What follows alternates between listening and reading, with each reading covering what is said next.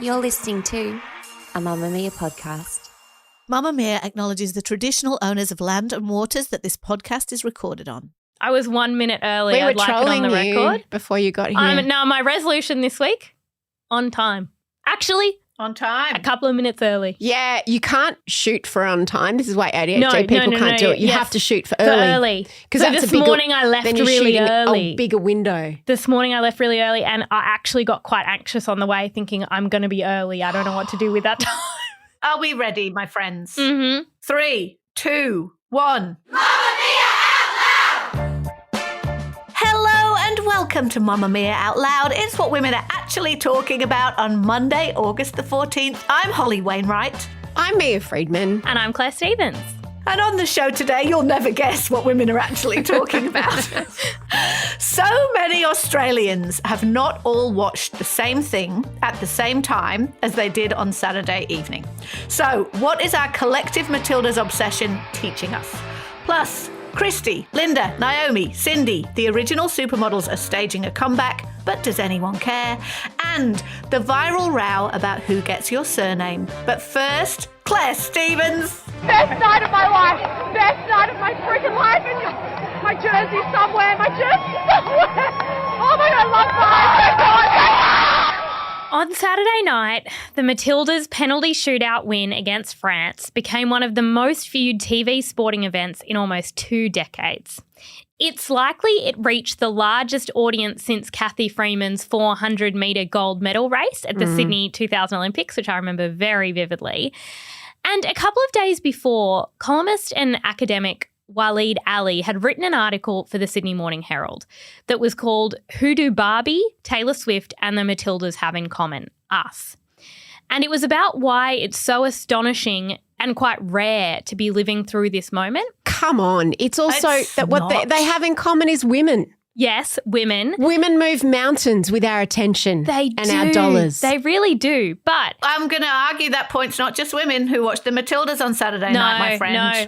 It used to be that our cultural landscape was defined by a few colossal moments, but in the last 2 decades, pop culture has become increasingly fragmented because of our practically unlimited choice in entertainment. We've talked about that on the show before, that there can be concerts with stadiums full of people and we don't know who's performing because that's how fame and attention works now. It's so fragmented.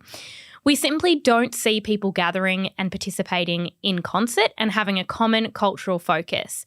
Ali writes that this moment might awaken in us a certain yearning for the things that make society. That's the difference between content and culture, the difference between being alongside and amongst, the difference between consuming and participating.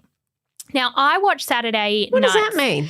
It's that there's a difference between passively consuming all the content that we do and actively being involved in a cultural moment. We were not active. I didn't actually play for the Matildas. I didn't make the Barbie you don't movie. think that was I know more what active? he means. I know what he means about that because there's a certain scale at which everybody who watches that game becomes part of it, you know? Like the crowds cheering everywhere. We've all seen the viral videos of the people on the planes and in the streets and it's In that pubs. creates the moment. It's not just me on my telly at home. The fact that it is happening in unison makes it active in a way that just passively consuming content doesn't.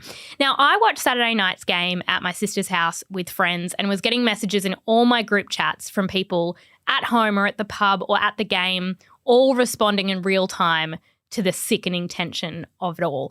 What was so beautiful about it was that it was almost a story that you couldn't have even written. The fact that it got to full time, nil at full time, nil at extra time. Then you had that penalty shootout where Australia was responding to every goal. And in that final moment, it was about a really junior player, Courtney Vine, scoring, and all of Australia just lost it. Step up in the big moment, and here's Courtney Vine for the Matildas. Can she do it? 21-year-old Courtney Vine at her first World Cup can write the Matildas into history. Cue the party! Wild scenes in Brisbane, Engine. It's Australia who are through to a semi-final against England. The sound £100 in pubs, in homes were just absurd. I think I speak for a lot of people who don't understand the rules. Oh, God, no. And who were just... Oh, my God. I kept trying to ask some people in my house to explain it to me as it was happening. I wasn't the most popular person in the room. No. It's so so then I just funny texted because you I'm lot. having one of those moments in culture where there's a bit of me that's just endlessly frustrated about how everybody doesn't understand what's going on. Because I've grown up with football and I've been banging on about this for ages. And I'm just like, how don't you know how it worked? Yeah, I just kept saying this show is too long and too stressful. Okay, if somebody could sum up the offside rule in a sentence, that would be great. But the good thing about Saturday was it wasn't about the offside rule. It was about something so simple. People kicking into a goal at the end and then they just had to keep kicking. It was so, so brilliant. Holly, what was the atmosphere at your place? I'm going to ignore this willful ignorance about the greatest game in the world. The whole world plays this game. That's why it's so big. And what everybody saw on Saturday night is the beauty of it at its best. You can have a 0-0 draw, and that's what Australians have always moaned about football, how boring. It's not boring. It's the least boring thing in the world. Anyway, that's not what we're here to discuss. You know what's interesting about this massive cultural... Talk more about the rules. Yeah, I won't. I will not talk any more about that. I know it's not what we're here for. It's interesting because I watched it just me and my kids because Brent's away. It's funny. I actually woke up on Sunday morning feeling a bit lonely because I think that it's true about these enormous cultural moments pulling everybody together. I was on group chat with you guys in the penalty shootout, for example, and I was on group chats with my brother in England, and I was in group chats with lots of people, but I was on my own with my kids. You know what I mean? It's kind of funny. And there's a part of me, I mean, I love having moved to where I moved to, but I really missed the city on Sunday morning. If I'd have been where I used to live, I would have walked out of my house and there would have been hordes of people wearing scarves talking about it. You know, it's very different. So it's very interesting. I'm examining that in myself. But I think the thing is, it's true about a collective cultural moment. But the other thing that is so wonderful about this is the world is changing.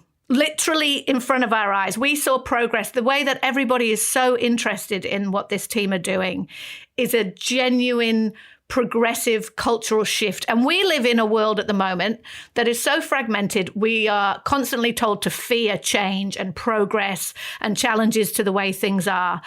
But these women represent generations of women who have challenged the way things are, right? They have said for ages, no, women do care about sport. No, we can play as well as the men, in inverted commas. No, we want to fight for our chances. It didn't just happen. It wasn't just handed to them. And it feels incredible. It's part of why it feels so joyful, because what we're looking at is progress. And there's nothing controversial about it, right? On Saturday night's game, at least. There's no controversy about how brilliant these women are. Before the World Cup, we probably could have all named one football player, Sam Kerr, right? We probably could have all named Sam Kerr. Now we've got this whole new raft of heroes. There's nothing negative. And it's just so lovely to have something in the world that we can all agree on, right? Don't you think, Leah? Well, I found a negative thing when I posted soon after the game a link to a story we did on Mamamia about how 4 of the members of the team got engaged recently. And I got a lot of pushback. I ended up taking it down because I didn't want to do anything to detract from the gorgeousness of what was going on. And I understand where people were coming from. Anyway, we did this story last week on Mamamia. So I'm the person, because I don't understand sport, and I think to your point, Holly, about people don't know the rules. What I think is great about moments like this is that people like me can be part of it. And I wouldn't have a clue. You don't need to know the rules. No, I wouldn't even have a clue which way people are running or what. Like, I don't understand anything. So to me, what's interesting is the people, because I'm always interested in the stories, right? Any sport or any politics, or I'm always interested in the people behind whether it's an athlete or a politician or a celebrity. And we understand that. I mean, everyone's interested in actors and pop stars, and I feel the same way about sports people. That's my entry point, my emotional entry point into getting excited about the game. So I shared this, and a lot of comments on my Instagram were, this is terrible, that your timing's awful. Why are you sharing this? It's about their performance. It's not about the fact that they're engaged, as if that's the pinnacle of human achievement. And I thought, I didn't think about it like that. That's not what I was saying. Like, they may be able to kick a ball, but now they're going to be brides, and that's what really counts. I have to say it was interesting because during the game, I mean, we were all sitting there and most of us have watched the Matildas documentary, so we were all commentary. When Katrina Gorry got up to take her penalty kick, Jessie messaged the group chat and was like, she's a mother, she'll get it in for sure. Like we all know just so much about all of these players. I don't know any of those things. And I have to say, when I got home and I was kind of about to get into the shower and I saw your post, I had a visceral reaction to it and I went, that doesn't feel right. Yeah. And the reason I feel like we wouldn't do the same thing for male athletes. I will argue you on that point. This was a moment that was about grit and determination and athleticism, and it felt reductive to talk about engagements as though that's the real achievement here. I think the exciting thing is it's like this is an achievement for women outside the confines of what society has always wanted for women. And it was a hugely popular story on site, and it continues to be hugely popular. I think my timing was just off. Exactly. And that speaks to my lack of understanding of sport. But I want Not to, that I was saying it's more important that they've got someone's put a ring on it and that's their worth, but more like I want to know everything. I want to know about their relationships. I want to know their childhood. I want to know, I want to know everything about these incredible athletes. And probably during the game, people would have been Googling all the things in that article, but having it as a headline felt funny for some reason. In your defence, Mia Freedman, in your defence, I agree. It's about the timing, that particular issue. And I entirely understand the sensitivity around female athletes in this, because reducing women to their marital status is something that we've had to put up with for a very long time that men have not. But I will push back on you saying we wouldn't do it to men. We absolutely do it to men. I know about lots of footballers' wives. Think about footballers' wives as a concept. Not Wags. engagements. Think about it. We would talk about, is that star player dating anyone? Are they married? Do they have a child? I think we would. But the other reason why I would defend it is that the thing that is unsaid in this, right, is that visibility matters. And a large number of the Matildas, and not only the Matildas, there are about 100 women across the FIFA World Cup who are openly gay or in a relationship with a woman. In the Men's Football Association, there are about 4 openly gay players in the entire world, and none of them play at an elite level. Now, there is no way that that is representative when there are about 130,000 full-time footballers in the world, that only 4 of them can show who they are and who they love publicly, right? One of the most incredibly refreshing and pride-filling things about the Matildas documentary and about seeing what we're seeing is it's so inclusive. There are families made up of all kinds of different sexualities and genders. There's a gender non-binary player playing for Canada. It's so inclusive that it's a wonderful thing to be celebrated, because it's not a coincidence that there are no out male football players. That's not a weird anomaly. I like that spin. On that note, there was a very funny chat going on in the Out Louders group, people volunteering to console the French coach. He was so hot. I Googled him. Many of my friends have just been declaring themselves lesbians after the Matildas won. It just felt like such a beautiful connecting moment. And you know what it's been a great win for is small talk. Yes. Because you can go up to anybody in Australia over the next week and just talk about the Matildas, and you can connect with anyone. And that's what these big cultural moments do, in a way that, I don't know, the Logies or even the finale of Game of Thrones, which is probably one of the biggest shows in the world, or Succession, you can't do that. You don't assume that anyone, and if you try, everyone's like, oh, spoiler. Yeah, It's whereas so with true. this, having just a little fun fact makes you feel so valuable. Yeah. My brothers told me that apparently Mary Fowler, the penalty kick she took, is such a risky move. She did it with the tip of her boot, and apparently it's so risky that only 10% of male players would even risk it. But she did it. She's 20. She's it was amazing. It was her first penalty shootout at that kind of level, and for her to take that risk, I need to know that information. It makes it more exciting. Lots of Outlouders have asked me who I'm supporting on Wednesday night because Australia are playing England. I am supporting Australia 100 million%. So Okay, but don't I'm be smug cheering if for the England Matildas. win. Step up in the big moment, and he's Cue the party! I have a confession. When I was about 18, I was on the dole. That is not my confession. My confession is that I used to go to the post office to cash my dole check, because that's how many hundreds of years ago this was. And I would immediately buy a magazine with the first pound or so from that check, right? Always, straight away. And the women on the covers of those magazines at that specific moment in time were always one of 4 women, maybe 5. Linda, Naomi, Christy, Cindy. Sometimes a Claudia Schiffer was thrown in there. And I was obsessed with them. Particularly Linda Evangelista, for reasons that are unclear.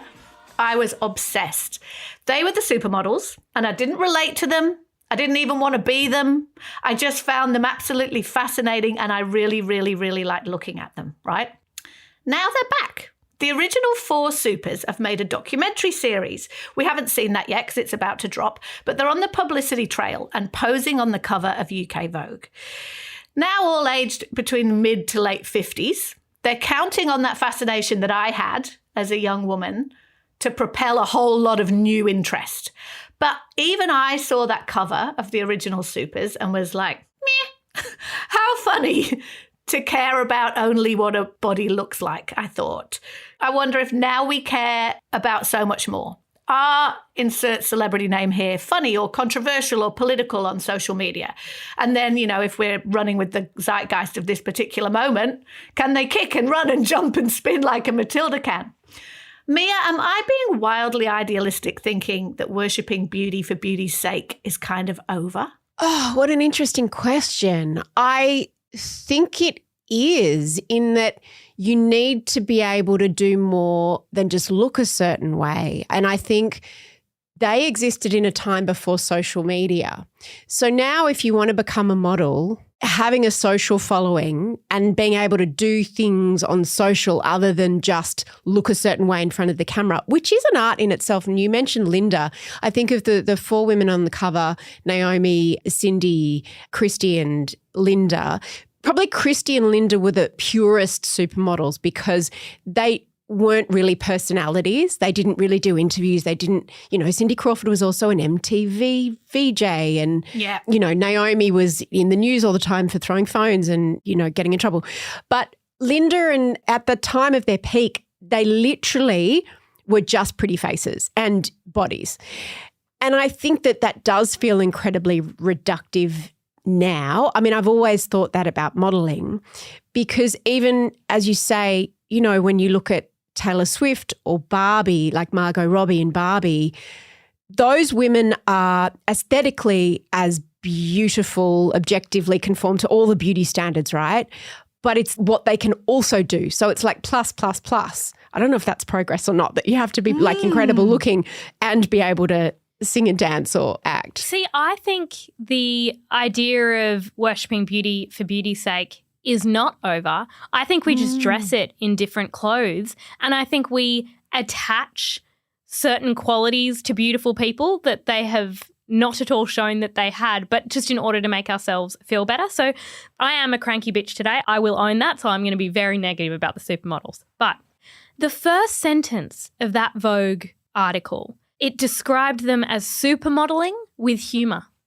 And I just don't believe you. I don't believe They've you. They've never had anything to say. None of them are funny. They're you not have funny. no idea. You've never met any of them. You don't know if they're funny or not. Being a supermodel is about taking yourself very fucking seriously. That is all it is. Why do we have to insert humour where there is none? And I feel like there are a lot of I feel like there are a lot of pop culture icons, like women who are beautiful and they have built fame from being beautiful, but then we attach different things. It's like, oh no, but she's got amazing taste in fashion. And it's like, does she, or does she just look good in everything because she's absurdly beautiful? Or like she's really honest about her emotions, whatever. Like we apply these things because we don't want to believe that we're worshipping beauty. But that's also because, I can't believe I'm defending supermodels now, but like... Won't someone think of the supers? But it's also because traditionally we just want beautiful women to shut up. We literally just want to look at them. I mean, we've had this fight lots of times. This is why we get rankly when really traditionally beautiful women have opinions about things. And we're like, what does she know? She doesn't know what my life's like. If you ask me about the personality of any of these 4 women, with possible exception of Naomi Campbell, I could tell you nothing. So I don't believe necessarily that they're any funnier or less funny or smart or less smart than any other member of the population. I just think it's weird that we seem to attribute qualities to these people that aren't there. There's a line that's like, Naomi never gives up the heels, even when her co-stars are barefoot. It's a masterclass in commitment. Is it a masterclass in commitment? I don't think that the length of time a woman wears high heels for is a masterclass in frickin' anything. No, but I think that you're pulling apart the celebrity profile, which has to... article. Which I've always been irked by these kinds of profiles that try to make supermodels highbrow. Yeah, but see, this all changed in the 90s with the supermodels, in fact, because... You know, we've always kind of been interested in celebrities, but they became the new celebrities and we followed their relationships and we followed their love lives. It was a less political time and social justice wasn't a thing, so they weren't really asked to speak on issues, you know, climate change and George Floyd and Trump and all of those kinds of things. And there was a reason for that, because what a model is, she has to be just an empty vessel for whatever brand she's being employed by. Exactly, a blank canvas, whether it's Vogue or Balenciaga or Revlon or whoever it was at the time, and it still is now. It's not good business if you have lots of big opinions about things. Now, maybe that's just also who they are, because not everyone who is beautiful is also interesting. It's not so much even the opinions. It's just that I look at certain even references in this article and think, just in the scope of what the world is like now and what we've been through in the last few years and what you look at as big history-defining moments, Linda Evangelista's hairdresser dyeing her hair platinum. But it was. That being sold to me as some kind of history-defining, she didn't know who she was, but she was going to figure it out. But I'm Claire, like, I don't care. For the first time, the reason that was important is because for the first time, models had names. I mean, the fact that we even knew what their names were, and they had power. Linda Evangelista's famous, I don't get out of bed for less than $10,000 a day, which she was absolutely castigated for. For the first time, models were in control. They had power to make money and become businesswomen. And that was iconic in an industry that had always profited off beautiful models, but never given them a share of the proceeds. And culturally, I know what you're saying. It's not like Malala, but in the same way that Kim Kardashian broke the internet with that bum cover, it was iconic in that way. Yes, but it was. I just think it was at the time. But also, and you could argue that Naomi Campbell opened the doors for an enormous amount of beauty diversity that did not exist before she was on the cover of magazines. Anyway, my question is less about that article, because there's a whole show coming. So they're counting on their interest, maybe among Gen Xers more than anyone else, in these women. And I just don't know if it's there anymore, because I just don't know. I've never been less interested in watching something. It's nostalgia, but, you know, there's a good reason why Kate Moss has famously barely ever given an interview, because she's smart enough to understand that that's not her strong suit. If you want to make Mamamia out loud part of your routine 5 days a week, we release segments on Tuesdays and Thursdays just for Mamamia subscribers. To get full access, follow the link in the show notes, and a big thank you to all our current subscribers.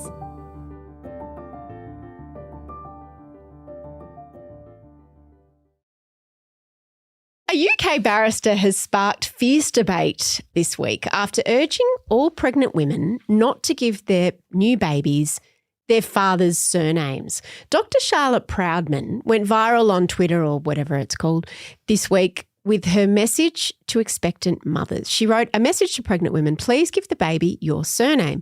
You carried a baby for 9 months, gave birth, and will be responsible for that child for the rest of your life. The idea that women don't own their own surnames, that we are borrowing them from our fathers until we marry, just shows that many men still see women as property of their male relatives, not autonomous people." Claire, you're knocked up. And you're having a baby, a little girl, in a few months' time. You are married. Did you change your name, and whose name will the baby have for their surname? I didn't change my name, and this tweet is directed at me, a pregnant woman. And my gut instinct is, leave me alone, I'm really tired. It is aimed at pregnant women. It's not aimed at families. hey, families, why don't you consider maybe not choosing the default patriarchal route for how you name your children? It's aimed at pregnant women. What frustrates me is that women are born into a patriarchal society with thousands of years of historical tradition, and then it's our individual responsibility to combat it. And I wish What if someone said that to the suffragettes? Like, of course. What if someone said that to Rosa Parks? What I mean is, like, we're really looking at these individual, something like the suffragettes, like getting the vote, that meant changing policy and changing history. But individual women had to do that. Yes. But what I mean is, like, the idea of whether or not I take my partner's name, whether or not I name my child after my partner or myself, I just wish we could trust women to take the nuances of that decision into account and make it themselves. But isn't she just asking us to consider something? Because the truth is that most people follow the path of least resistance because, as you say, Claire, you're tired. We're tired. Like who can be bothered fighting the patriarchy when you're, growing fingernails in your tummy? So isn't she just saying, hey, think about this, people. Maybe we shouldn't just follow the path of least resistance. Consider it. You don't have to do it, but consider it. But the tone of it is, hey, pregnant women, you carried a baby, you give the baby your last name. And it could be seen as empowering, couldn't it? Like, hey. I just don't like the framing of it as simple or obvious, because it's not simple or obvious. It's a logistical minefield for everybody who enters it. And of course, we know it feels weird to give our babies our male partner's name, but it has to be someone's name unless you want it. I don't think it feels weird. I think everyone just assumed, like, it doesn't cross 99.9% of women's mind, let alone men's mind, that it would be anything different. I've thought about it, and there are great arguments for it. Like, I actually really value the argument, and I think it's a conversation we need to be having. It's just the tone of it that irks me a little bit. But I have a friend who says whichever partner is going to do the majority of the child rearing gets to give the baby their last name. I have other friends who have made up their own last name. I love when I see in my own life or in the media when a man takes a woman's last name, and I think it's because it's exciting to know there's a choice. But I want to explain my rationale for my own decision with a caveat that it'll probably piss some people off and they'll think I'm an idiot. But hey, this is my little logical Also, flowchart. Claire, as you are already learning, you cannot make a correct choice once you are a mother, in inverted commas. Whatever you choose, someone will give you shit for it. Absolutely. Before you pitch, Holly, just confirming that your children don't have your surname even though you are not married. No. So we do not all have the same surname in our family. My kids have my partner's surname. And you know what? That's why I don't mind this tweet, is it makes me go, I didn't think about it enough. I didn't think about it enough. We had a brief conversation about it, during which Brent said, I don't mind if you want them to be Wainwrights. That's fine with me. And I went, nah, I'm fine with them being yours, like having your name. And now I do have a little bit of regret about that, I have to say. That's very good to know. And I would like to acknowledge I may also have regret. But my own instinct is that I'm sitting here just over halfway through my pregnancy and I can feel my baby kicking while we record this. I can feel her all the time. And I'll feel her more and more in the coming months, and then I'll have the mutually magical and fucked up experience of birthing her. Yep. I believe that's really special. I don't feel the need to give her my last name. Maybe that will change, but I wonder if I took gender out of it completely, if I'm the one carrying her and I'm always going to be connected to her in that way, in that we've shared a body, is it not a symbol of the other parent's connection to the baby to use their surname? It feels cool. like I'm stealing that idea and I'm saying that's why I did it. Thanks. It feels inclusive. It feels like including them, and this is a family, and I feel really lucky to have had the experience of growing the baby. So therefore, the kind of symbol of Rory's connection is the last name. That's my own thinking. And I would not be surprised if in 5 years' time I completely change my mind. I should say all my children have my husband's name, and we didn't consider it either. But it's interesting when you think about how women's lives have changed so much in just a few generations, and we are so much more equal than we ever were. So most families, if you're in a male-female relationship and you have children, there's every chance that you both work. Sometimes she might be the primary breadwinner. So the idea of the woman being at home with the children and the man being the head of the family and providing all the income and all of those kinds of things, that's what everybody in the family having his name symbolised.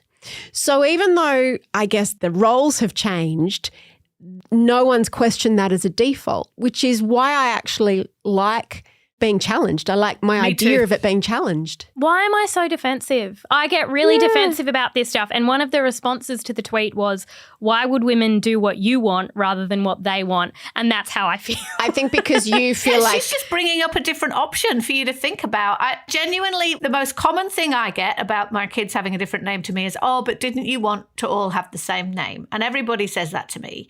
And I always say, everybody knows I'm their mom, right? Like, it's been 13 years now that I've had a child with a different name to me, and I reckon I come up against it like hardly ever. Every now and again someone will just go like, oh, you're a Wainwright, and they're not, and it's a non-issue and no one challenges our relationship.